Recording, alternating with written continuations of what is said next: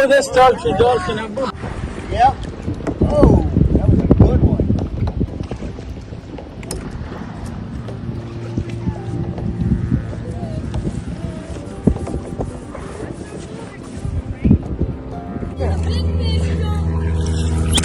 Let me see that jellyfish.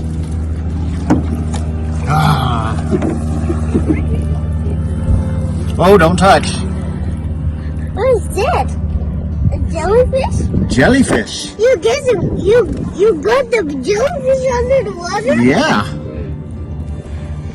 So what these do, they sit on the bottom, unlike normal jellyfish. They sit like this to where their tentacles are at the top. And they do sting, but they don't sting by touching. They release some mucus in the water. Their mouths are big. They use their wings to push the sand behind them. They're eating clams and oysters and stuff in the sand, and they make big pits.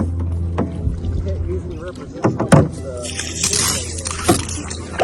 With about less than 2 feet from it, you don't